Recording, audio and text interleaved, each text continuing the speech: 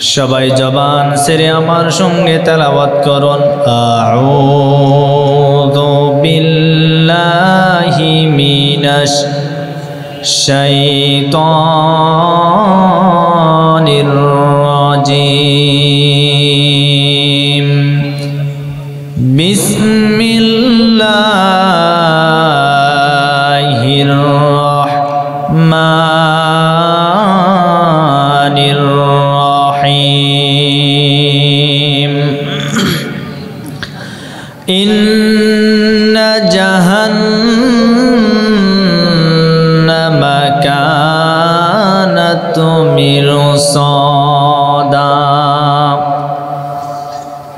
লিত্তাগিনা মাআবাল লাবিসিনা ফিহা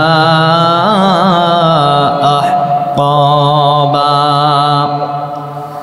লা ইয়াযুকুনা ফিহা বারদান ওয়ালা শারাবা। সাদাকাল্লাহুল আযীম। وقال تعالى إن الله وملائكته يصلون على النبي يا أيها الذين آمنوا صلوا عليه وسلموا তসলিমান। সকলে আমার সঙ্গে দুরূদ ইব্রাহিম পড়ুন।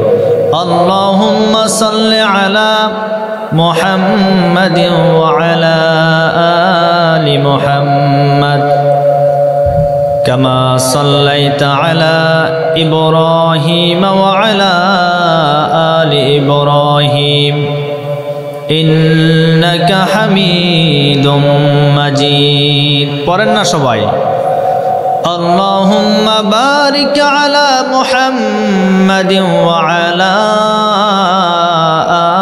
آل محمد كما باركت على إبراهيم وعلى آل إبراهيم إنك حميد مجيد।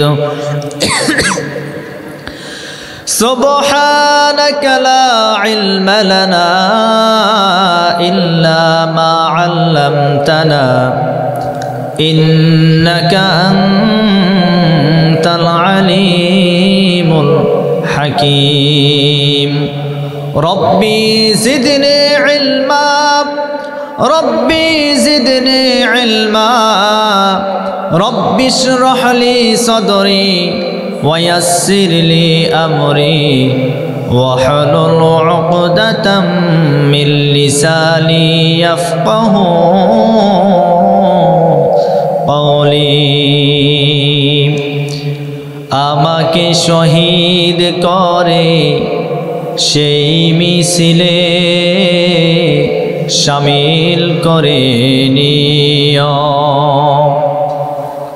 আমাকে শহীদ করে সেই মিছিলে শামিল করে নিও।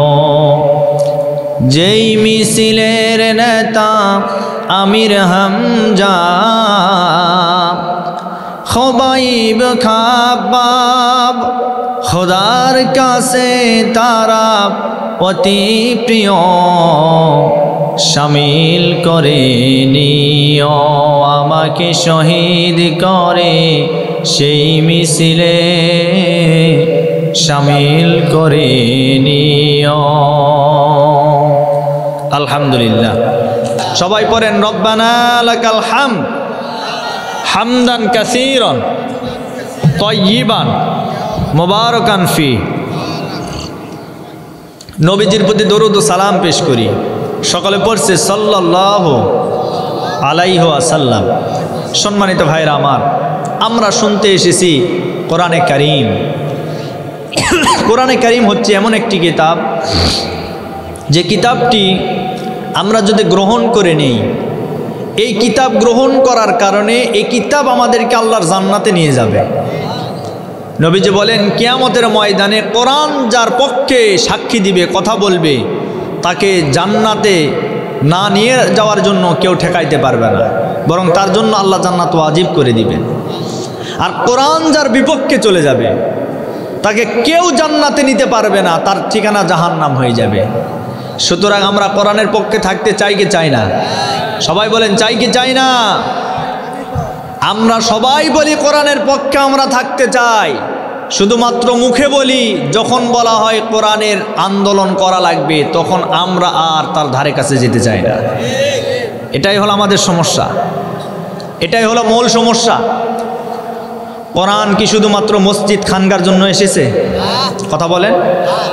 আল্লাহ রাব্বুল আলামিন বলেন, وَإِذْ قَالَ رَبُّكَ لِلْمَلَائِكَةِ إِنِّي جَاعِلٌ فِي الْأَرْضِ خَلِيفَةً قَالُوا أَتَجْعَلُ فِيهَا مَن يُفْسِدُ فِيهَا وَيَسْفِكُ الدِّمَاءَ وَنَحْنُ نُسَبِّحُ بِحَمْدِكَ وَنُقَدِّسُ لَكَ قَالَ إِنِّي أَعْلَمُ مَا لَا تَعْلَمُونَ। রব্বুল আলামিন বললেন, আর স্মরণ করো সেই সময়ের কথা যখন আমি ফেরেশতাদেরকে বললাম, ও আমার ফেরেশতারা, আমি জমিনের ভিতরে আমার প্রতিনিধি তৈরি করতে চাই, আমার প্রতিনিধি পাঠাতে চাই। তার মানে আল্লাহ কিন্তু এই জায়গায় জমিনের কথা বললেন, মসজিদের কথা বললেন না। আল্লাহ তো বলতে পারতেন ইন্নী জাইলুন ফিল মসজিদি খলিফা, আমি মসজিদে খলিফা পাঠাতে চাই। আল্লাহ তো বলতে পারতেন ইন্নী জাইলুন ফিল খানকাই খলিফা, আমি খানকাই খলিফা পাঠাতে চাই। কিন্তু আল্লাহ মসজিদ, আল্লাহ খানকার কথা বললেন না। আল্লাহ বললেন আমি জমিনে আমার প্রতিনিধি তৈরি করতে চাই, পাঠাতে চাই। তার মানে বোঝা গেল এই জমিন যার, আইন চলবে তার। এই জমিন কার? জোরে বলেন। কিন্তু আজ আমাদের সমাজের সবচাইতে বড় সমস্যা হলো আমরা শুধুমাত্র মসজিদ মাদ্রাসার ভিতরে আল্লাহর আইন মানতে চাই, কিন্তু মসজিদ আর মাদ্রাসা যখন বাহির হয়ে যায়, জমিনে যখন আমরা ছড়িয়ে পড়ি, তখন আর আল্লাহর আইনকে আমরা মানতে চাই না। তখন আমাদের ব্যক্তি জীবন, আমাদের সামাজিক জীবন, আমাদের পারিবারিক জীবন, সমস্ত জীবন মানুষের তৈরি করা আইন দিয়ে আমরা পরিচালনা করি। কিন্তু নিয়ম হলো আল্লাহর আইন দিয়ে পরিচালনা করা। আবার বর্তমান সময়ের ভিতরে এমন কিছু কিছু মসজিদ আছে, যে মসজিদের সভাপতি, সেক্রেটারি, ক্যাশিয়ার যারা মসজিদের দায়িত্বে আছে, এই সমস্ত মানুষগুলি দেখবেন অধিকাংশ ঘুষখোর আর সুদখোর, বেনামাজি। কথা বলেন। অধিকাংশ মসজিদের সভাপতি, সেক্রেটারি, ক্যাশিয়ার ঘুষখোর, সুদখোর, বেনামাজি। এখন ইমাম সাহেব মসজিদের ভিতরে, মসজিদের মেম্বারে বসে খুতবা দিচ্ছেন। আমার প্রাণ প্রিয় মুসল্লিরা, বলেন তো এই মসজিদ কার? সবাই বলছেন আল্লাহর। আল্লাহর মসজিদের ভিতরে আমি কিন্তু আজকে থেকে আল্লাহর আইন দিয়ে মসজিদ পরিচালনা করতে চাই। এই কথা যখন বলবেন আমি আল্লাহর আইন দিয়ে মসজিদ পরিচালনা করতে চাই, সব মুসল্লি বলবেন হুজুর আপনাকে তো এতদিন আমরা পাই নাই, যখন পেয়েছি আমরা হুজুরের মতো একটা হুজুর পেয়েছি। তার কারণ মসজিদ আল্লাহর, সব ঠিক আছে, আপনি আল্লাহর আইন দিয়ে মসজিদ চালাবেন, এটাই তো সত্য কথা। এই কথা আজ পর্যন্ত কেউ বলতে পারে নাই। সব মুসল্লিরা বাপরে বাপ অনেক খুশি, খুশি মন নিয়ে সবাই বলছেন কোনো সমস্যা নাই, আপনি আল্লাহর আইন দিয়ে মসজিদ চালাবেন, কোনো অসুবিধা নাই। আবার ওই হুজুর যদি বলেন, এবার 2 নম্বরে আমার কথা হলো আল্লাহর মসজিদে আল্লাহর আইন দিয়ে যদি চললে আপনারা খুশি হন, আপনারা যদি রাজি থাকেন, তাহলে আল্লাহর মসজিদের বাইরে আল্লাহর জমিনের ভিতরেও আল্লাহর আইন আপনাদেরকে মানা লাগবে। যখন আল্লাহর আইনের কথা জমিনে প্রতিষ্ঠিত হওয়ার কথা ইমাম সাহেব বলবে, তখন একদল নামদারে মুনাফিকরা বলবে হুজুর মসজিদের ভিতরে রাজনীতি চলবে না। কিছুক্ষণ আগেই যেই সমস্ত মুসল্লিরা বলেছেন আল্লাহর ঘর মসজিদ আপনি যেভাবে চালাবেন সেভাবেই চলবে, কোনো অসুবিধা নাই, আবার কিছুক্ষণ পরে ওই মুসল্লিরাই বলবে হুজুর মসজিদে রাজনীতি চলবে না। তার মানে বোঝা গেল ওরা শুধু মসজিদে আল্লাহর আইন চালাতে চায় আর জমিনে মানুষের তৈরি করা আইন দিয়ে চালাবে। তার মানে বোঝা গেল মসজিদ আল্লাহর আইন দিয়ে চললে যেমন বিশৃঙ্খলা হয় না, শান্তি পাওয়া যায়, আজকে যদি জমিনে আল্লাহর আইন যদি প্রতিষ্ঠিত করা যায় এই জমিনের ভিতর কিন্তু শান্তি পাওয়া যাবে। আজ আমার দেশের ভিতরে, আজ আমার বাংলাদেশ ছোট্ট একটি রাষ্ট্র, অথচ এই রাষ্ট্রের ভিতরে আল্লাহ এমন কোনো নিয়ামত নাই যে নিয়ামত বাকি রাখেন নাই। এই দেশের ভিতরে পাথরের খনি আছে, এই দেশের ভিতরে কয়লার খনি আছে, এই দেশের ভিতরে তেলের খনি আছে, গ্যাসের খনি আছে, এমন কোনো জিনিস আল্লাহ এই জমিনের ভিতরে বাকি রাখেন নাই।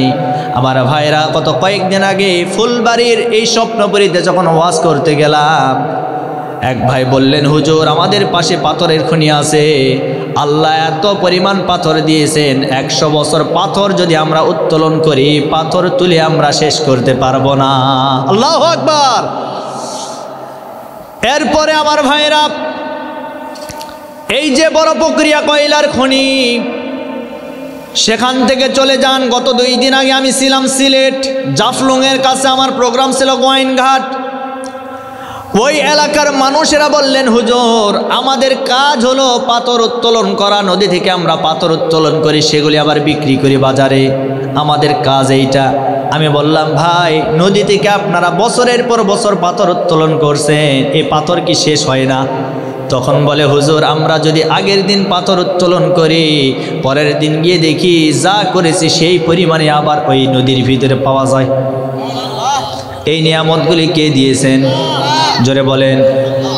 আপনি কুমিল্লার তিতাসে যান, গ্যাসের খনি পাবেন। এরপরে আপনি কি চান, সব কিছু আল্লাহ জমিনে দিয়েছেন। এই বাংলাদেশের ভিতরে এমন কোনো জেলা নাই যে জেলায় আপনি নদী পাবেন না, প্রত্যেকটা জেলায় নদী, খাল, বিল আছে না নাই? আবার আমরা ছোট্টবেলায় একটা কবিতা পড়েছিলাম, আমাদের নদী চলে আঁকা বাঁকা। কি পড়েন নাই আপনারা? আমরা পড়েছি। তা আমাদের নদী চলে আঁকা বাঁকা কেন? এই কবিতা কেন লেখা হয়েছে? আঁকা বাঁকা কেন? আল্লাহ আঁকা বাঁকা নদী কেন দিয়েছেন? প্রশ্ন আছে না নাই? দেখেন আমরা কিভাবে বের করবো, আল্লাহ যে কত দয়া করেছেন বাংলাদেশের উপরে। আল্লাহ কেন আঁকা বাঁকা দিয়েছেন? দেওয়ার কারণ হলো যে আল্লাহ চায় এই বাংলাদেশের 64 জেলার মানুষ যেন ওই নদী থেকে আমার সবচাইতে বড় নিয়ামত মাছ, এই মাছগুলি যেন প্রত্যেকটা জেলার মানুষ যেন নদীর মাছ খেতে পারে। এই কারণে নদীগুলো প্রত্যেকটা জেলায় আঁকা বাঁকা করে দিয়েছেন। আল্লাহু আকবার। আমাদের জয়পুরহাটে নদী আছে না নাই? আমাদের জয়পুরহাটে নদী আছে। গত কয়েকদিন আগে লক্ষ্মীপুর, চাঁদপুরে গিয়েছিলাম। আমার সফর তো, আমি আপনাদের জয়পুরহাটের সন্তান, আমি কালায়ের সন্তান, কিন্তু আলহামদুলিল্লাহ সারা বাংলাদেশ আপনাদের দোয়ায় এই কোরআনের খেদমত করে যাচ্ছি। সারা বাংলাদেশ কথা বলতেছি। ওই যে একটা কথা আছে যে বাড়ির গরু বলে খুলির ঘাস খায় না, বলে কি না? আমি বলি ঘাস যদি ভালো হয় গরু কেন, গরুর বাপ পর্যন্ত খাবে, ঠিক কিনা বলেন? এই জন্য ঘাস ভালো হওয়া লাগবে। তো কষ্ট হচ্ছে আপনাদের? আর আধা ঘন্টা চলবে তো নাকি? চলবে চলবে, একটু তাকবীর দিন, লিল্লাহি তাকবীর। আমি শুনেছি আপনাদের চাইতে মা বোনেরা দ্বিগুণ এসেছে, বেশি আসছে না? এই যে আমার চাচা বলছেন বেশি আসছে, সেজন্য ওনাদের সম্পর্কে কিছু ওয়াজ করা দরকার। ওনারা এতদিন আমাদেরকে জ্বালায়া পোড়ায়া করছে সরকার, এজন্য ওনাদের সম্পর্কে কিছু হেদায়েতি বক্তব্য রাখা দরকার, ঠিক কিনা বলেন? ইনশাল্লাহ সব বলবো। তো যেটা বলতেছিলাম, চাঁদপুরে গেলাম, লক্ষ্মীপুর রামগতি উপজেলায় মাহফিল করেছি আলহামদুলিল্লাহ। সেখান থেকে চাঁদপুরে আসলাম। চাঁদপুর আসার পরে চাঁদপুরের যে নিয়ামত আল্লাহ দিয়েছেন, টাটকা ইলিশ নদী থেকে ধরে নিয়ে এসেছে। টাটকা ইলিশ, কত স্বাদ! একটা ইলিশের মাছের ভিতরে কত স্বাদ রেখেছেন আল্লাহ জানেন? আপনি ইলিশ মাছের মাথা খাবেন একরকম স্বাদ, এরপরে পেটি খাবেন একরকম স্বাদ, পিঠের উপরে যেটা খাবেন ওটা আরেক রকম স্বাদ, এরপরে নিচের দিকে আরেকটু লেজ খাবেন, ওইটা আরেক রকম স্বাদ রেখেছেন আল্লাহ। আল্লাহু আকবার। এগুলো কে দিয়েছেন রে ভাই? জোরে বলেন। আল্লাহর কত দয়া। আল্লাহ বলেন বান্দা যদি আমার হয়ে যায় আর আমি আল্লাহর সমস্ত সৃষ্টি আমার বান্দার হয়ে যাবে। আল্লাহ সব কিছু আমাদের জন্য নিয়ামত হিসেবে দান করেছেন। আল্লাহ বলেন আমার বান্দা ভুল করবে, এটা বান্দার স্বভাব। আমরা সবাই ভুল করি, করি কি করি না? আমরা সবাই ভুল করি। আল্লাহ বলেন বান্দার স্বভাব ভুল করা, আর আমি আল্লাহর স্বভাব হলো বান্দাকে মাফ করা। বান্দা একবার ভুল করবে, আমার কাছে ক্ষমা চাবে, আমি মাফ করব।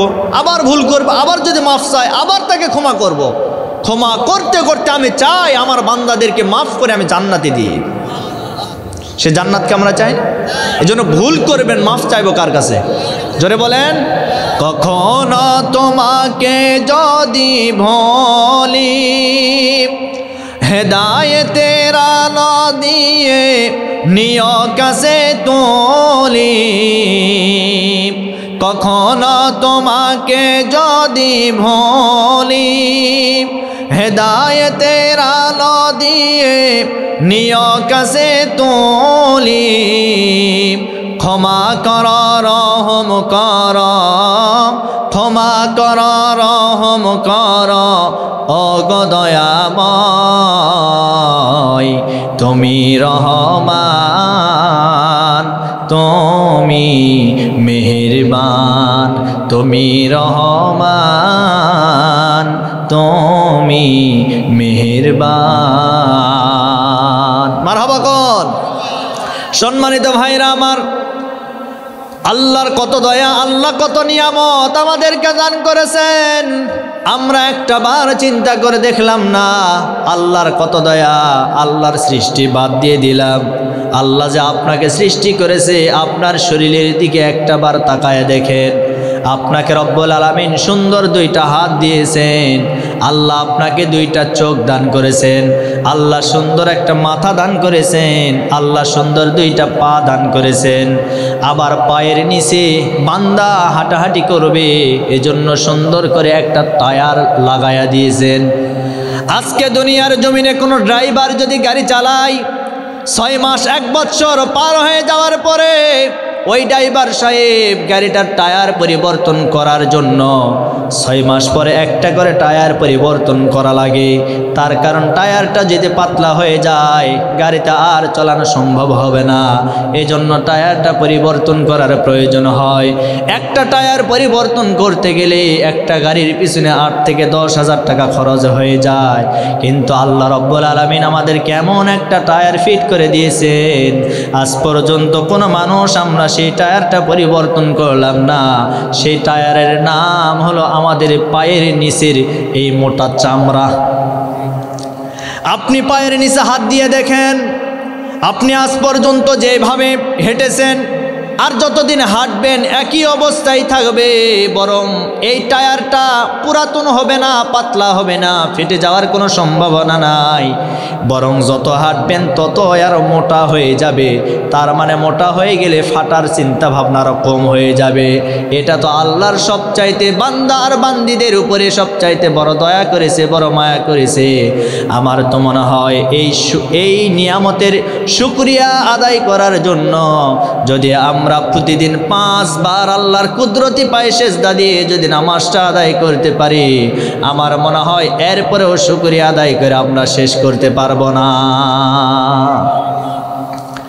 আমার ভাইরা, এজন্য আল্লাহর নিয়ামতের শুকরিয়া আমরা সবসময় আদায় করব।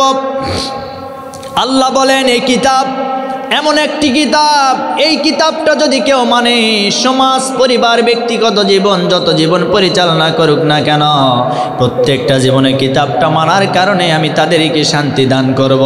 আমি এর আগে যে কথা বলতেছিলাম, আমাদের দেশের ভিতরে পাথরের খনি আছে, কয়লার খনি আছে, আমাদের দেশের ভিতরে সব কিছুর খনি আছে, কিন্তু আরেকটা খনির বাংলাদেশে অভাব নাই। সেই খনিটার নাম হলো চোরের খনি। চোরের খনি আছে না নাই? বেশি মানে বিগত 15 বছরে এমন কায়দায় চুরি করা হয়েছে, 10 বছর 15 বছর আগে যাকে কেউ চিনত না, আজকে সেই মানুষটা 10 কোটি টাকার মালিক হয়ে গেছে। এগুলি মনে হয় জিব্রাইল দিয়ে গেছে নাকি? হ্যাঁ, কাদের ইনকাম এগুলি? সব জনগণের। আমার তো বড় দুঃখ হয়, বড় আফসোস লাগে, এরা গেল কোথায়? এই যে আমাদের হজরত সাহেব, কি কথা বলেন না কেন?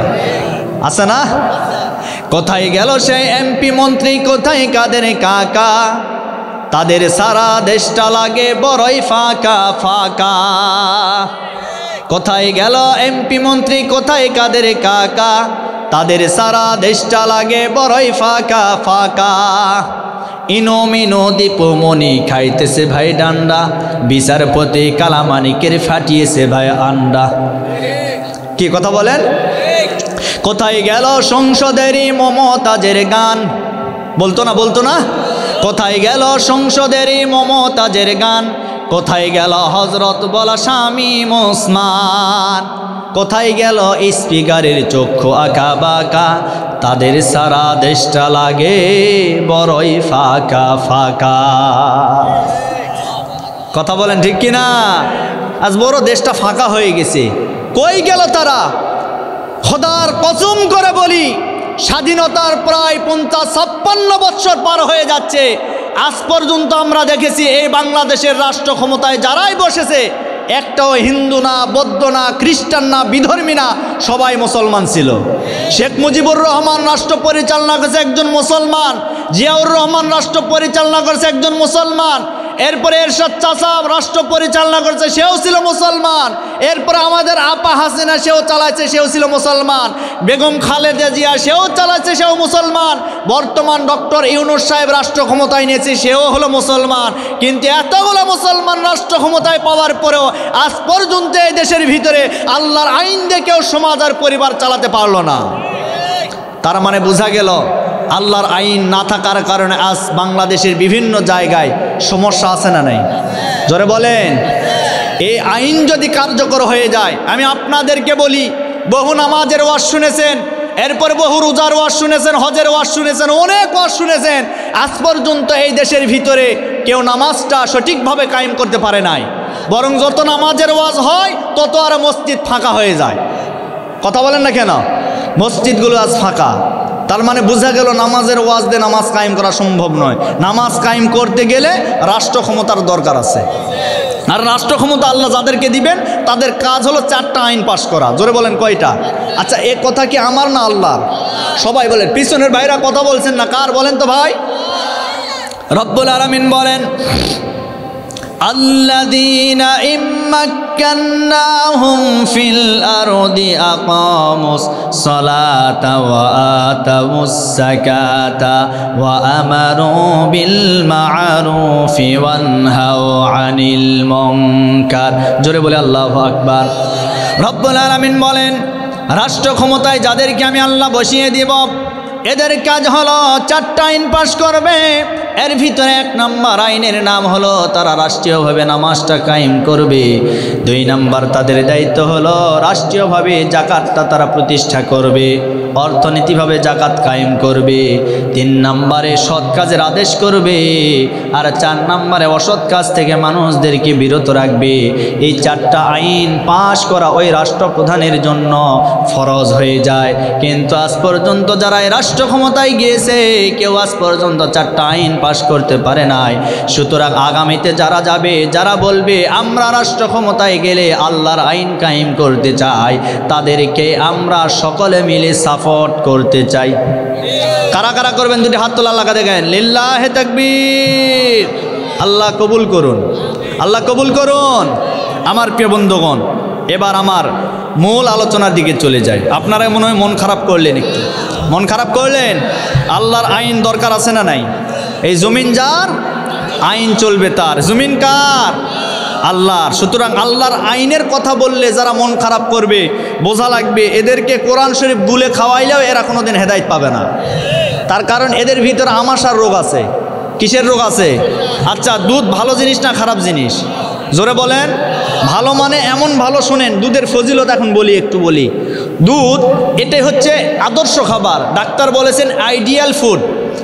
একটা মানুষকে যদি ক্ষুধা লাগে, খাবার খেলে তার ক্ষুধা মিটে যাবে। একটা মানুষকে পিপাসা লাগলে পানি খেলে তার পিপাসা মিটে যাবে।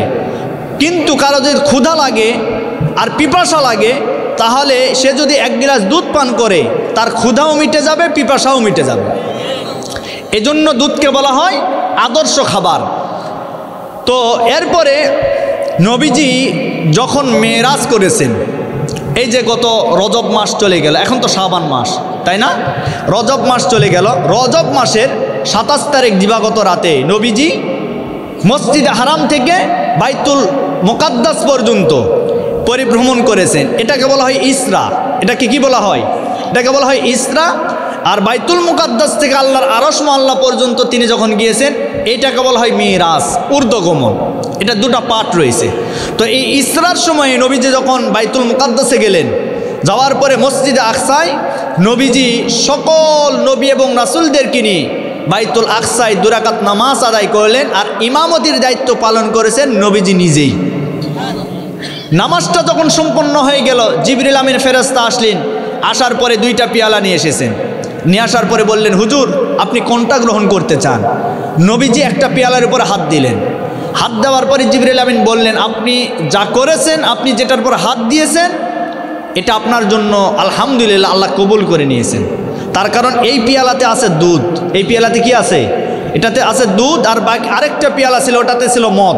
আপনি যদি মদ গ্রহণ করতেন তাহলে আপনার উম্মতেরা মাতাল হয়ে যেত। সুতরাং আপনি দুধকে অবশ্যই ভালোবাসেন, মহব্বত করেন, বিধে আপনি দুধের উপরে হাতটা রেখেছেন। তার মানে বোঝা গেল দুধটাকে ভালোবাসতেন নবীজি নিজে। সুবহানাল্লাহ কোন। শুধু তাই নয়, দুধের ফজিলত বলতেছি, এবার শোনেন।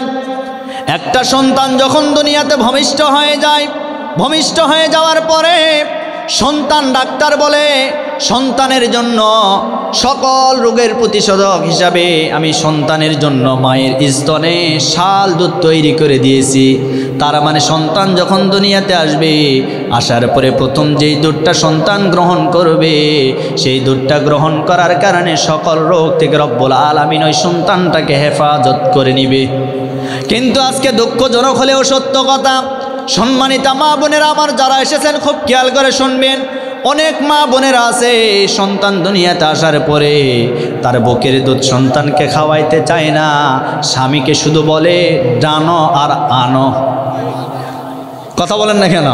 ডানো আনো, এই ডানো আর আনো, এই ডানো খাওয়াই, আরও বিভিন্ন খাবার তাদেরকে খাওয়াই।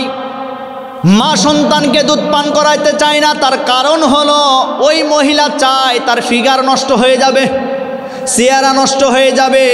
এই নিয়ত করে যেই মাতার সন্তানকে দুধ পান করায় না, খোদার কসম করে বলে এই সন্তান বড় হয়ে কোনোদিন ওই মার খেদমত করতে পারবে না। তার কারণ একটা সন্তানের সবচাইতে গভীর সম্পর্ক মায়ের সাথে। মা যদি সঠিকভাবে সন্তানকে ছোটবেলা থেকে তার হক আর অধিকার যদি ফিরাই দিতে পারত, অবশ্যই সেও বড় হয়ে তার মার অধিকারটা ফিরাই দিতে পারত। কিন্তু ছোটবেলায় তার হক নষ্ট করে ফেলেছে। আমি যেটা বলতেছিলাম, দুধ এত ভালো জিনিস, কিন্তু এই দুধটা সবার জন্য ভালো না। যাদের আমাশার রোগ আছে, যারা আমাশার রোগী, এই সমস্ত মানুষদেরকে দুধ দিলে দেখবেন এরা কিন্তু খেতে চায় না। তার কারণ আমাশার রোগী যারা হয়, দুধ খেলে আমাশার রোগ আরও বেড়ে যায়, ঠিক কিনা বলেন? এই জন্য আমি বলতেছিলাম কোরআন শরীফ তো ভালো জিনিস, কিন্তু যাদের আমাশার রোগ আছে তাদের জন্য ভালো না। তার মানে যাদের শয়তানি আছে তাদের জন্য কোরআন ভালো না। আমি বিশ্বাস করি এত সুন্দর পরিবেশে আপনারা বসে আছেন, আপনার সকলে জান্নাতি মানুষ। তার কারণ নবীজির হাদিস বর্ণনা যে এইটা এই মুহূর্তে এখন কিসের বাগান? রিয়াজুল জান্নাত, অর্থাৎ জান্নাতের একটি অংশ। এটা জান্নাতের বাগান। এই মুহূর্তে জান্নাতের বাগানে যারা বসে আছেন অবশ্যই তারা জান্নাতি মানুষ। সুবহানাল্লাহ কোন।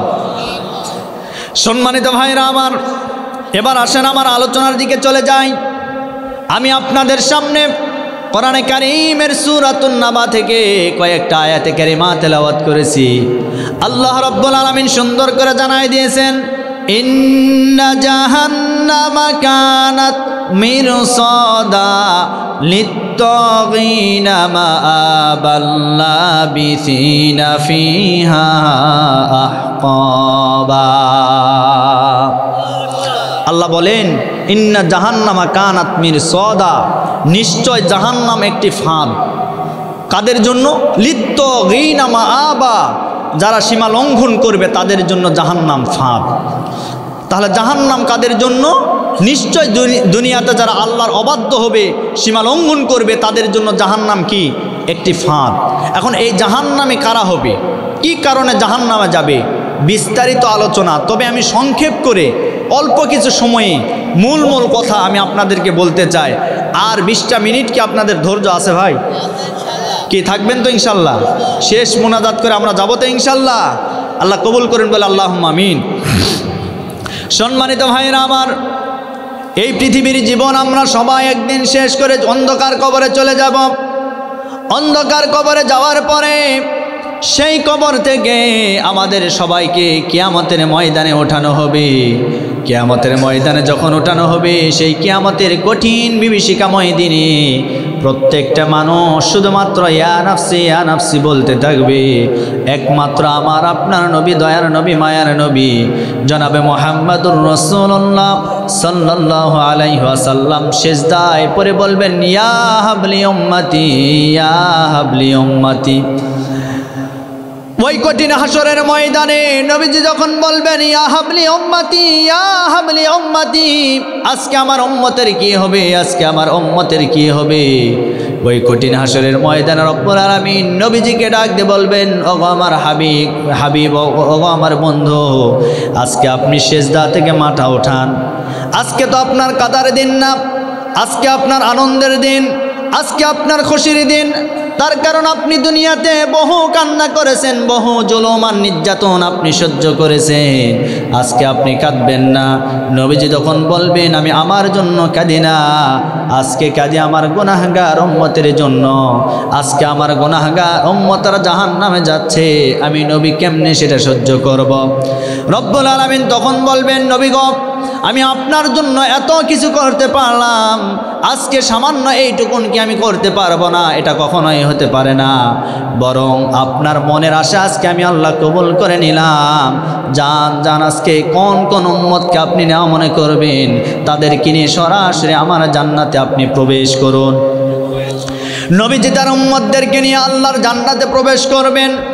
কিন্তু কিয়ামতের ময়দানে রব্বুল আলামিন দুই দলে মানুষদেরকে বিভক্ত করবেন। একটি দল হবে জান্নাতি আর একটি দল হবে জাহান্নামী। কোরআনে কারীমের ভিতরে রব্বুল আলামিন সুন্দর করে জানায় দিয়েছেন, ফারিকুম ফিল জান্নাতি ওয়া ফারিকুম ফিস সাঈর। একটি দল হবে জান্নাতি আর একটি দল হবে জাহান্নামী। এখন একটা দল জান্নাতের ভিতরে চলে গেল, বাকি আর একটা দল আছে, সেই দল হবে জাহান্নামী। জান্নাতি যারা হবে তাদেরকে রব্বুল আলামিন সামনে থেকে তাদের ডান হাতে আমলনামা দিবেন, আর জাহান্নামী যারা হবে তাদেরকে পিছন দিক দিয়ে বাম হাতের ভিতরে আমলনামা ঢুকাই দিবেন। আমলনামা দেওয়ার পরে এই জাহান্নামের গাদ্দারদেরকে বলা হবে, ইকরা কিতাবাকা কাফা বিনাফসিকাল ইয়াউমা আলাইকা হাসিবা। এই জাহান্নামের গাদ্দার, আজকে তোর আমলনামা তুই নিজেই পাঠ কর। জাহান্নামের ওই গাদ্দার আমলনামা হাতে পাওয়ার পরে জাহান্নামের গাদ্দার আমলনামাটা পড়তে শুরু করবে। পড়তে পড়তে এক পর্যায়ে জাহান্নামের গাদ্দার দেখতে পাবে এমন কোনো পাপ নাই যেইটা আমলনামার ভিতরে উঠানো হয় নাই। এইরকম একটা আমলনামা যা প্রত্যেকটা জাহান্নামীদেরকে ধরিয়ে দেওয়া হবে। কিতাবের ভিতরে এসেছে, কোন কোন বর্ণনায় এসেছে জাহান্নামীদের গলার ভিতরে আমলনামা ঝুলানো হবে। এই আমলনামা দেওয়ার পরে এই জাহান্নামে গাদ্দারদেরকে পাঠ করানো হবে। জাহান্নামীরা পাঠ করবে আর বড় আফসোস করতে থাকবে। তারা বলতে থাকবে, ওয়া আম্মা মান উতিয়া কিতাবাহু ওয়ারাআ যহরিহি ফাসাউফা ইয়াদউ সুবুরা ওয়া ইয়াসলা সাঈরা। তারা আফসোস করতে থাকবে, হায় হায়, আজকে কোন আমলনামা আমার হাতে ধরিয়ে দেওয়া হয়েছে। এই আমলনামা যদি আজকে আমার হাতে ধরিয়ে না দেওয়া হতো আমার জন্য কতই না ভালো হতো। এরপরে তারা আরো আফসোস করতে থাকবে, ওয়া আম্মা মান উতিয়া কিতাবাহু বিশিমালিহি ফায়াকুনু ইয়া লাইতানি লাম উতা কিতাবিয়া ওয়া লাম আদরি মা হিসাবিয়া ইয়া লাইতাহা কানাতিল কাদিয়া। জোরে বলে আল্লাহু আকবার। তারা আফসোস করতে থাকবে, হাই হাই, কোন আমলনামা আমাদেরকে ধরিয়ে দেওয়া হয়েছে। এর চাইতে আমাদের আগের মৃত্যুইটা তো ভালো ছিল, আজকে আবার কোন বিপদের সম্মুখীন আমরা হয়ে গেলাম। কিন্তু এরপরে ওই জাহান্নামের গাদ্দারেরা বাঁচতে পারবে না। এক পর্যায়ে জাহান্নাম থেকে বাঁচার জন্য, আল্লাহর আদালত থেকে বাঁচার জন্য এই জাহান্নামের গাদ্দার আল্লাহকে ডাক দিয়ে বলবেন, রব্বুল আলামিন, আপনার ফেরেশতারা ভুল করে অন্য কারো আমলনামা আমাদের হাতে উঠাইয়া দিয়েছে। কে আমার কথা বুঝতেছেন আপনারা? কি বলবে যে এটা ভুল করে অন্য কারো আমলনামা দিয়েছে, এটা তো আমাদের না। আচ্ছা বলেন তো, আল্লাহর কাছে প্রমাণ করার কোনো জিনিস আছে না নাই? রব্বুল আলামিন বলেন, কিরামান কাতিবিনা ইয়ালামুনা মা তাফআলুন।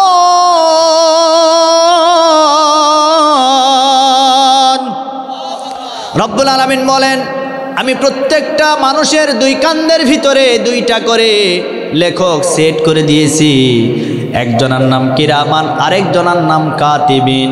অর্থাৎ ডান কাদের ফেরেশতা যেটা আছে এটা ভালো কোনো কাজ করলে আমলনামার ভিতরে লিপিবদ্ধ করে, আর বাম কাদের ভিতরে যেই ফেরেশতা আছে মন্দ কোনো কাজ করলে ওই ফেরেশতা ওই আমলনামার ভিতরে লিপিবদ্ধ করে। আমার ভাইরা, আজকে আমরা যত পাপ করছি না কেন, আল্লাহ সমস্ত পাপের হিসাব একদিন নেবেন। তার কারণ আল্লাহর আদালত থেকে আমরা কেউ বাঁচতে পারবো না। যতই আমরা চালাকি করি না কেন, আমরা কেউ আল্লাহর কাছ থেকে রেহাই পাবো না। তার কারণ দুনিয়ার আদালত আর আল্লাহর আদালত কিন্তু এক জিনিস না। আজকে দুনিয়ার আদালতে মামলা হয়, এই মামলা হওয়ার পরে দুনিয়ার আদালতে মামলার হিয়ারিং হয়, মামলার এজলাস বসে, এই মামলার শুনানি হয়, এরপরে সাক্ষ্য গ্রহণ হয়, এরপরে বিচার কার্য শুরু হয়।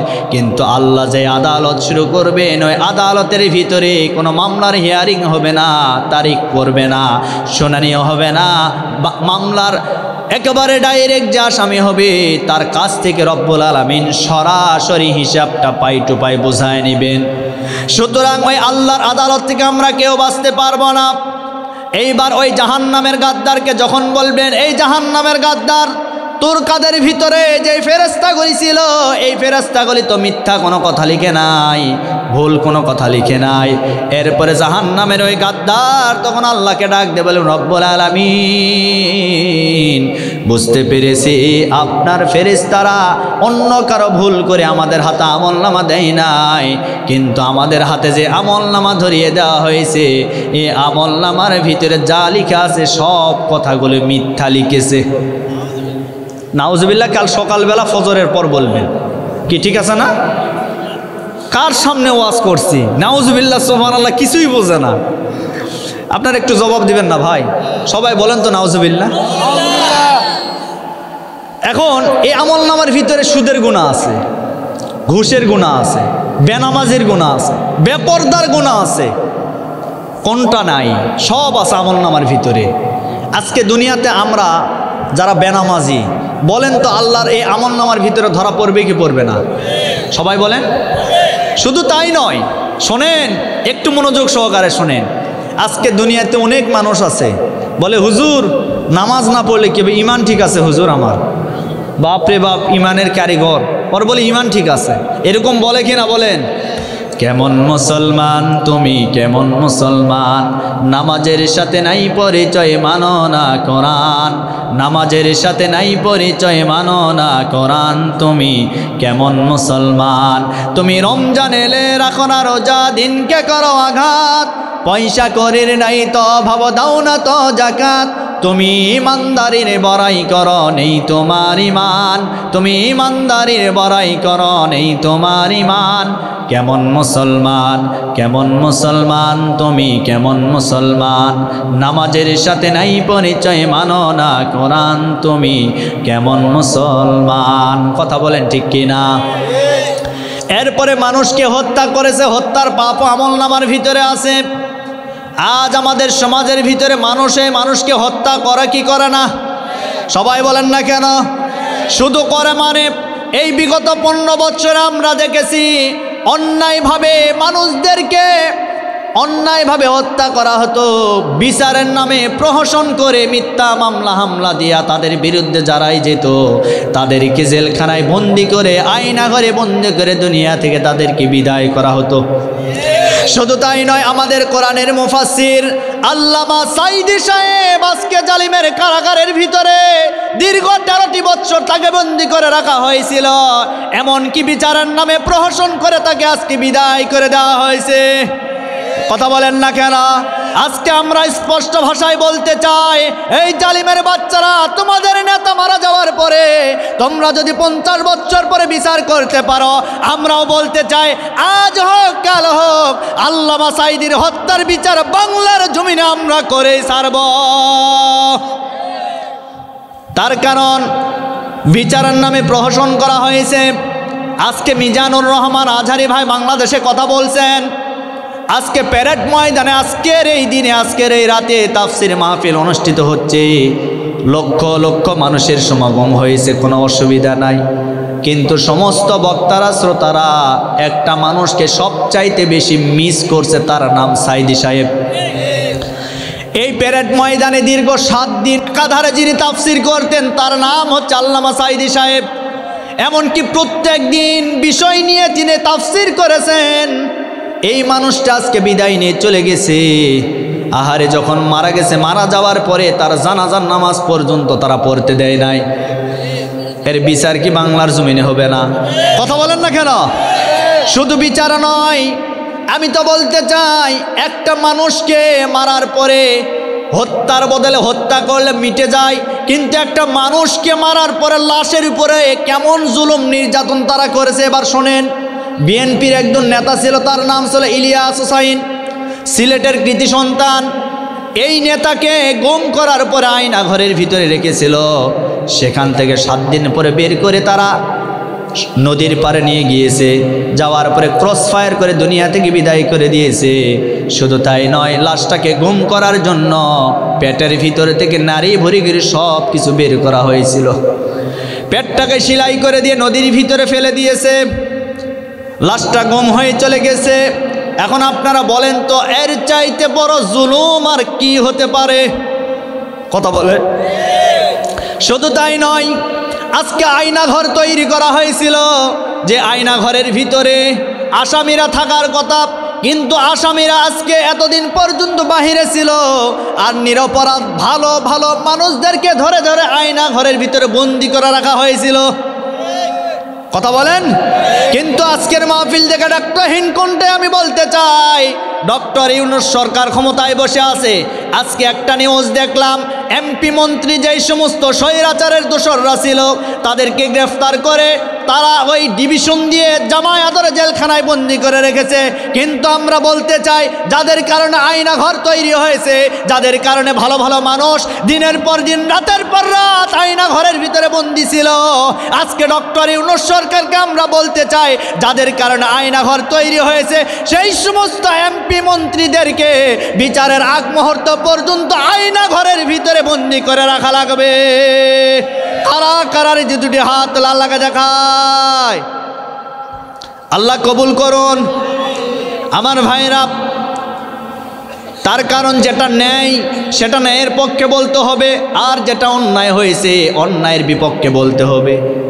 আজকে আপনি নামাজ পড়েন, জিকির আজগার করেন, কোনো অসুবিধা নাই, কিন্তু বাহিরে জমিনে জালিমরা শাসন করবে। এই নামাজ, এই জিকির আজগার দিয়ে আল্লাহ কোনোদিন আপনাকে জান্নাত নিতে পারবে না। তার কারণ আপনি জিকির করছেন ঠিক আছে, তাসবিহ পড়ছেন ঠিক আছে, কিন্তু আপনি মসজিদে ইমান নিয়ে প্রবেশ করবেন, মসজিদ থেকে যখন বাহির হবেন আপনার ইমানটা শেষ হয়ে যাচ্ছে। তার কারণে সমাজের ভিতরে বেপরদা মহিলা আছে না নাই? কথা বলেন। মসজিদে নামাজ পড়লেন, সব ঠিকঠাক আছে, কিন্তু বাহিরে যখন আসছেন, বাহিরে একেবারে বেপরদা মহিলা দ্বারা সয়লাভ। নামাজ পড়ে আসলেন, বেপরদা মহিলার দিকে আপনার চেহারা চলে গেল। বলেন তো, এই ধরনের নামাজ কি কবুল হতে পারে? জোরে বলেন। তার মানে আপনাকে কি করা লাগবে? মসজিদ যেমন পরিষ্কার, মসজিদের বাইরেও আপনাকে পরিষ্কার করা লাগবে। তার মানে এই মসজিদ আর সমাজ যদি যতদিন পর্যন্ত এক ইমামে শাসন হবে, ততদিন পর্যন্ত আমরা সবাই শান্তিতে থাকতে পারবো। আর যখন মসজিদ আর সমাজের ইমামগুলো আলাদা হয়ে যাবে, তখনই দেখবেন মসজিদে শান্তি, মসজিদের বাইরে শুধু অশান্তি। কি কথা বলেন? আমি তো একটি কথা বারবার বলি, আগামীতে আমরা এমন নেতা দেখতে চাই, যেই নেতা বাংলাদেশের প্রধানমন্ত্রী হবে, সেই নেতায় আবার জাতীয় মসজিদ বাইতুল মোকাররমের খতিবের দায়িত্ব পালন করা লাগবে। যে এমপি সাহেব এলাকার এমপি হবে, ওই এমপি সাহেব এই এলাকার ভিতরে কেন্দ্রীয় মসজিদের খতিবের দায়িত্ব পালন করা লাগবে। উপজেলার চেয়ারম্যান হলে উপজেলার মডেল মসজিদের খতিবের দায়িত্ব পালন করা লাগবে। কথা বলেন না কেন? মেম্বার হলে ওই ওয়ার্ডের বড় মসজিদের তাকে খতিবের দায়িত্ব পালন করা লাগবে। যদি ইমাম সাহেব ওই ওয়ার্ডের ভিতরে বড় মসজিদের খতিব হয়, উপজেলার চেয়ারম্যান যদি তার উপজেলা মডেল মসজিদের খতিব হয়, এমপি সাহেব তার এলাকার ভিতরে সবচেয়ে বড় মসজিদের যদি খতিব হয়, আর বাংলাদেশের প্রধানমন্ত্রী যদি বাইতুল মোকাররমের খতিবের দায়িত্ব পালন করতে পারে, এই দৃশ্য যদি বাংলাদেশে একবার চালু হয়ে যায়, এই বাংলাদেশটা একেবারে ছোট্ট একটি জান্নাতের টুকরা হয়ে যাবে। জান্নাত কেমনে তৈরি করা লাগে? এভাবে তৈরি করতে হবে। কিন্তু আজকে মসজিদের ইমামের দায়িত্বে একজন, বাহিরের নেতৃত্বে আরেকজন। এ হলে তো চলবে না। সামনে সুযোগ আসছে ভাই, এই সুযোগকে হাতছাড়া করা যাবে না। কথা বলেন? এতদিন যা করেছেন ভুল করেছেন, আপনি ভুল করার পরে স্বীকার করলে আল্লাহ মাফ করবেন। সম্মানিত মা বোনেরা যারা এসেছেন, ইসলামকে সাপোর্ট করবেন। যদি আপনার স্বামী ইসলামের বিপক্ষে চলে যায়, তখন স্বামীর কথাও শোনা জায়েজ নাই। কি ঠিক আছে না? সুতরাং যতদিন পর্যন্ত আপনার স্বামী, আপনার ছেলেমেয়ে ইসলামের পক্ষে থাকবে, ততদিন পর্যন্ত আপনি তাদেরকে সাপোর্ট করবেন। মা বোনেরা, ইসলামকে প্রতিষ্ঠিত করার জন্য আপনাদের অগ্রণী ভূমিকা আমরা চাই ইনশাল্লাহ। আল্লাহ যেন কবুল করেন। হয়তো আপনার এলাকার মানুষ মন খারাপ করছেন, কোনো অসুবিধা নেই। একই কথা সারা বাংলাদেশে প্রচার করে বেড়াচ্ছে, কোনো অসুবিধা নেই। হয়তো আগামীতে আর আমার ওয়াজ নাও শুনতে পারেন, আমাকে দাওয়াত নাও দিতে পারেন, এতে কি আল্লাহ আমার রিজিক বন্ধ করে রাখবে? কথা বলেন? আরে ভাই, সারা বাংলাদেশে আলহামদুলিল্লাহ আল্লাহ চলার তৌফিক দান করেছেন। অহংকার নয়, কিচ্ছু নয়, আমি ছোট্ট মানুষ, কিন্তু আজকে কথা বলছি শুধুমাত্র এই হক কথা বলার কারণে আল্লাহ এত দাওয়াত আমাকে দিচ্ছেন। এই হক কথা বলার কারণে মানুষ আর ওই বাপদাদার কিচ্ছা কাহিনী শুনতে চায় না। বক্তা সাহেব ওয়াজ করছেন, মুসল্লিরা ঘুমে আছে, কিচ্ছু বোঝে না। এই ওয়াজ মাহফিলতে কোনো লাভ আছে? বাস্তব প্রেক্ষাপট বোঝাতে হবে, বাস্তবমুখী কথা বলতে হবে, সমাজকে পরিবর্তন করতে হবে।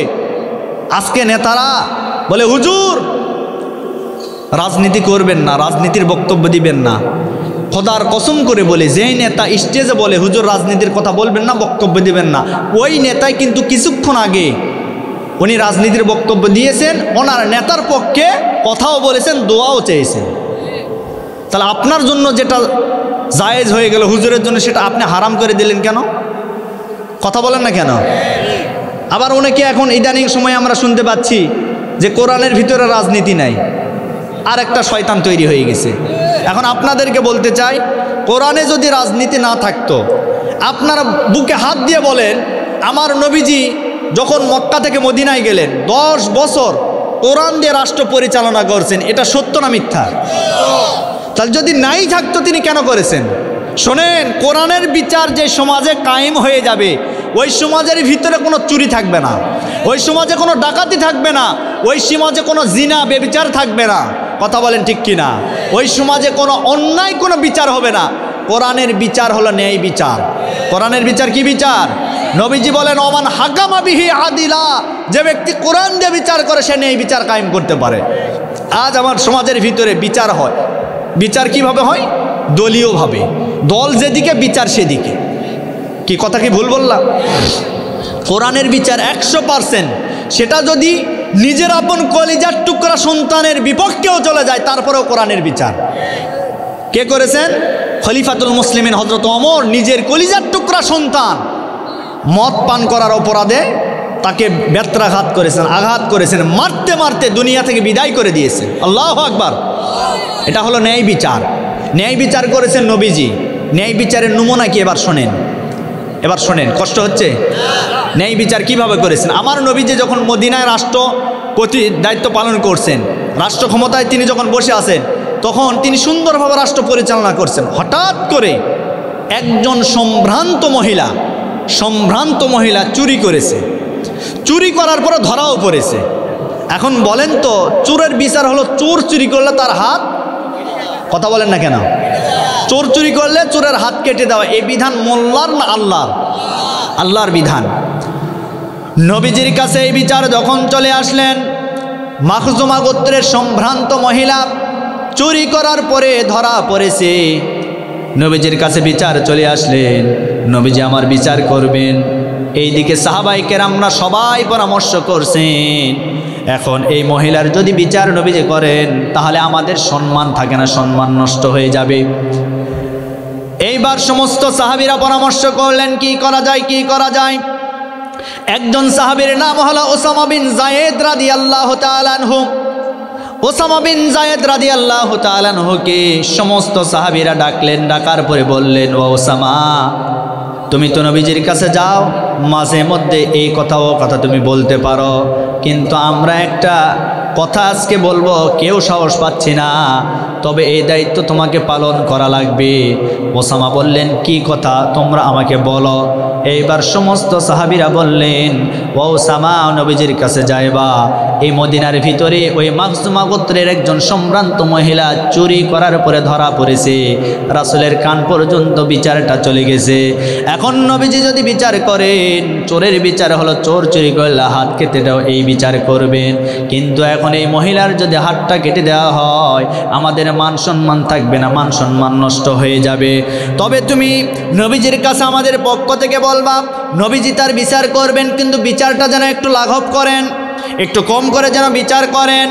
এখন নবীজির কাছে ওসামা বিন যায়েদ রাদিয়াল্লাহু তাআলা আনহু চলে গেলেন। যাওয়ার পরে নবীজির কাছে মাথা নিচু করে দাঁড়িয়ে আছে। এমন সময় নবীজি ডাক দিয়ে বলেন, ও ওসামা, তুমি এইভাবে কেন দাঁড়িয়ে আছো, কিছু কি তুমি বলতে চাও? এইবার ওসামা বললেন, হুজুর, আমি একটা কথা আপনাকে বলার জন্য এসেছিলাম, কিন্তু আমি কোনোভাবেই সাহস পাচ্ছি না, কেমনে আপনার কাছে আমি বলবো। নবীজি ডাক দিয়ে বলেন, ওসামা, লজ্জা করিও না, জলদি করে আমার কাছে কথা বলো, কি এমন কথা তুমি বলতে চাও? এইবার ওসামা বিন যায়েদ রাদিয়াল্লাহু তাআলা আনহু বললেন, ওগো আল্লাহর পয়গম্বর, সাহাবায়ে কেরামরা আমাকে আপনার কাছে পাঠিয়ে দিয়েছেন, আমাকে আপনার কাছে পাঠিয়ে দিয়েছেন, তার কারণ হলো ওই যে মাখজুমা গোত্রের যে মহিলার আপনি বিচার করবেন, এই বিচারটা একটু নমনীয় করার জন্য সমস্ত সাহাবীরা পরামর্শ করেছে, আমাকে প্রতিনিধি হিসেবে পাঠিয়ে দিয়েছেন। ওগো আল্লাহর নবী, আপনি বিচার করার সময় একটু নমনীয়ভাবে বিচারটা আদায় করবেন। নবীজি তখন রাগান্বিত হয়ে গেলেন। এমন সময় নবীজির চেহারাটা একেবারে রক্তিম বর্ণ ধারণ করল। নবীজি ওসামাকে ডাক দিয়ে বলেন, ও ওসামা, তুমি একটা চোরের পক্ষে কথা বলার জন্য আমার কাছে এসেছো, চোরের পক্ষে কথা বলার জন্য এসেছ, তবে কান খাড়া করে শুনে না, ও ওসামা, এই জায়গায় আমার মেয়ে যদি ফাতেমাও চুরি করতো, আর চুরি করার পরে আমার মেয়ে যদি ধরা পড়তো, আমি বাবা হয়ে আমার মেয়ের হাত পর্যন্ত আমি কেটে ফেলতাম। আল্লাহু আকবার। আমার মেয়ে হলেও আমার মেয়ের হাত পর্যন্ত কেটে ফেলতাম। আর তো সেই মেয়ে চুরি করার পরে ধরা পড়েছে, অবশ্যই আমি সঠিক বিচারটা করতে চাই। আমার ভাইরা, নবীজি সঠিক বিচার করেছেন, এটার নাম হলো কোরআনের বিচার।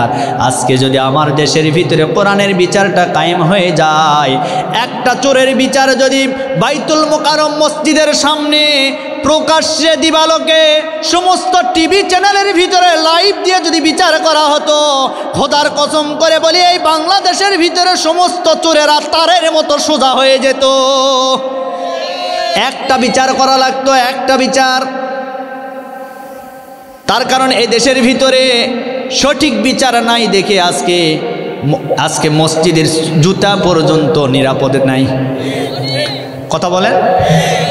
আমি লক্ষ্মীপুরে গিয়েছিলাম, বললাম তো, আমি রাত্রিবেলা যে বাসায় ছিলাম, একজন মেম্বার, রানিং মেম্বার, উনি আলহামদুলিল্লাহ জামাতে ইসলাম করে, জামাতকে সাপোর্ট করে, সে কারণে এলাকার মানুষ মহব্বত করে তাকে মেম্বার বানায় দিছে, রানিং মেম্বার। এখন এই মেম্বারটা দেখলাম, তার বাড়িটা আমাদের মতো এরকম বাড়ি না, মানে বাড়িটা এত সুন্দর করে করছে, সব ঠিক আছে, টাইলস দিয়ে করছে, এত সুন্দর করে করছে, কিন্তু মাথার উপরে টিন শেড, তারা টিন দিয়ে এইভাবে আস্তে করে দিয়েছেন।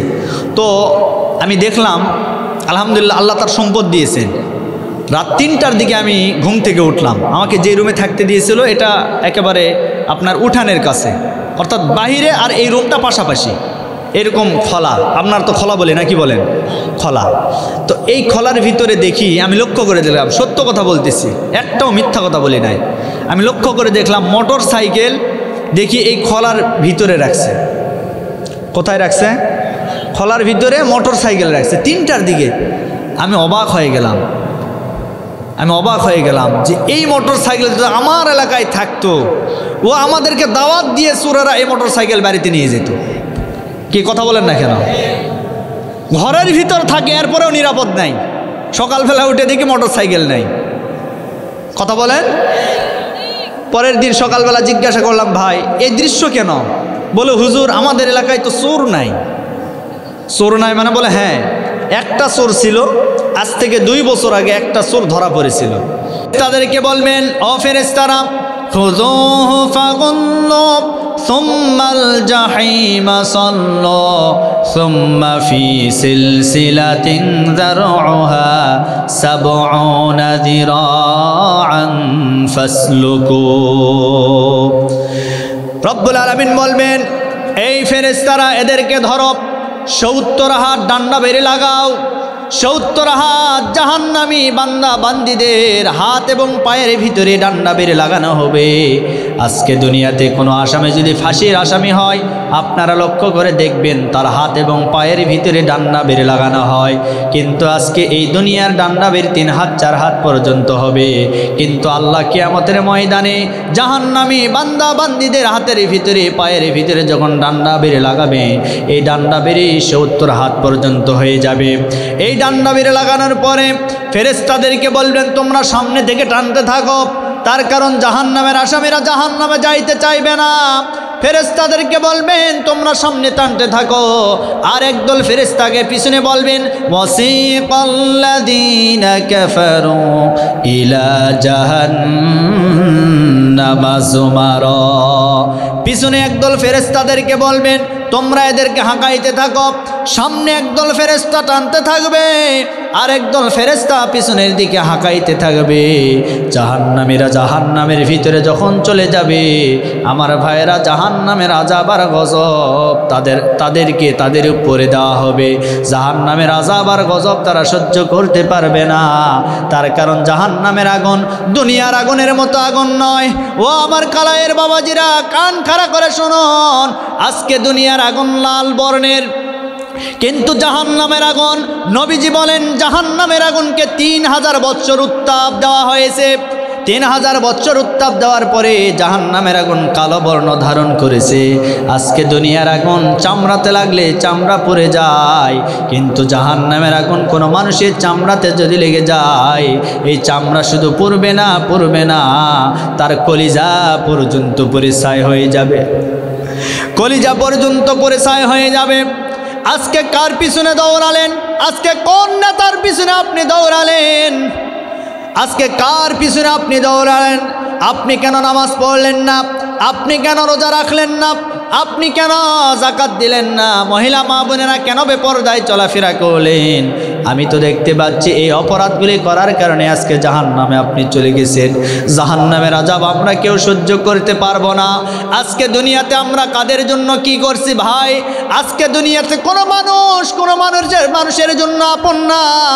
একমাত্র পৃথিবীতে শুধুমাত্র মা আর বাবা ছাড়া একটা সন্তানের জন্য আর কিন্তু কেউ আপন না। আজকে আপনি যাদেরকে আপন ভাবছেন তারা আছে স্বার্থের জন্য। স্বার্থ যখন শেষ হয়ে যাবে তখন বন্ধু শত্রু হয়ে যাবে।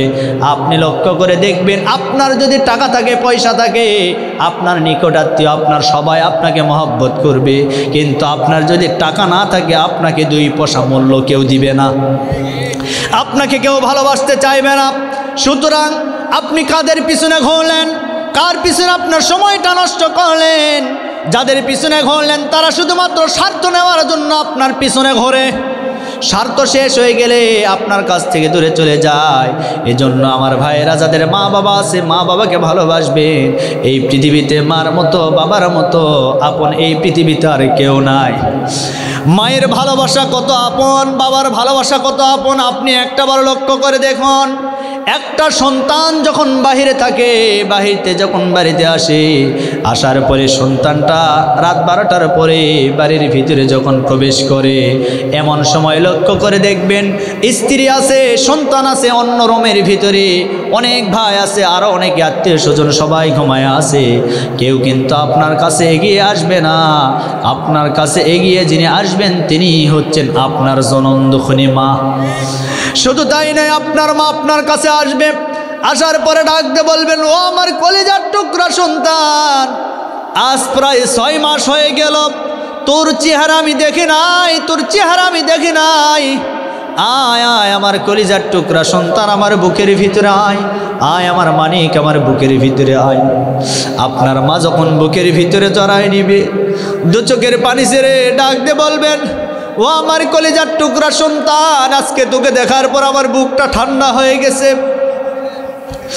আপনার মা আপনার কাছে কিছু চাইল না, কিন্তু যখন আপনার স্ত্রীর কাছে আপনি যাবে, আপনার সন্তানের কাছে আপনি যখন যাবে, আপনার স্ত্রী আপনি লক্ষ্য করে দেখবেন, ডাক দিয়ে বলবেন, স্বামী 6 মাস পরে বাহির থেকে আসলেন, ঢাকা শহর থেকে আসলেন, আমার জন্য আপনি কি নিয়ে এসেছেন? সন্তানেরা বলবে, আব্বু আব্বু আমার জন্য কি নিয়ে এসেছেন? কিন্তু একটাবার আপনার কথা জিজ্ঞাসা করবে না, আপনার ভালো মন্দ জিজ্ঞাসা করবে না।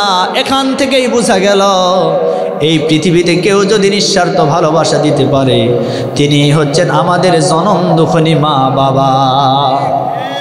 মা বাবা ছাড়া পৃথিবীতে আপন কেউ নাই। এজন্য যুবক ভাই যাদের মা আছে বাবা আছে, ভালোবাসবেন, মহব্বত করবেন। মার মনে কখনো কষ্ট দিয়ে কোনো কথা বলবেন না, বাবার মনে কষ্ট দিয়ে কোনো কথা বলবেন না।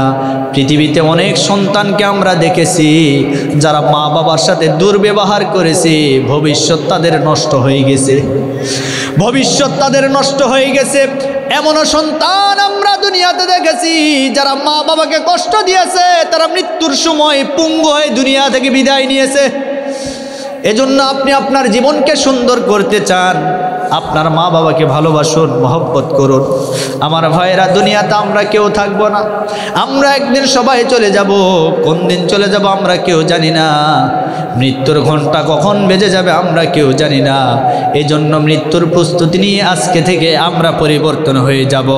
আজকে নিয়ত করব, হুজুর আমরা আর কোনো দিন 5 ওয়াক্ত নামাজ কাজা করব না, আর কোনোদিন আমরা নবীজির সুন্নত দাড়িটাকে আমরা কামাইব না, আর কোনোদিন আমরা অন্যায়ভাবে কোনো মানুষের জায়গা জমি দখল করব না।